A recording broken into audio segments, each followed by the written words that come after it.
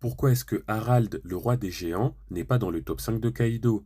En effet, il y a beaucoup de gens qui remettent en cause la valeur du top 5 de Kaido, car Harald n'y figure pas alors qu'il a montré être aussi puissant que Xebec. Eh bien, la raison elle est très simple. Il faut savoir aborder le top 5 de Kaido avec une certaine nuance. Car bien qu'il soit factuel, il garde quand même une certaine part de subjectivité, car le top 5 de Kaido se base sur sa propre expérience. Par conséquent, vont y figurer seulement les personnes dont Kaido connaît exactement la puissance, que ce soit de manière directe en ayant déjà affronté la personne, ou de manière indirecte en ayant déjà vu combattre la personne. Mais dans le cas d'Harald, même si Kaido le connaît car c'était le meilleur ami de son capitaine Xebec, eh bien jusqu'à preuve du contraire, Kaido ne l'a jamais affronté et ne l'a jamais vu combattre, car Kaido n'était pas présent lorsque Xebec et Harald se sont affrontés. Ce qui veut dire que Kaido ne connaît pas exactement la puissance d'Harald. Autrement dit, Harald n'a donc rien à faire dans son top 5.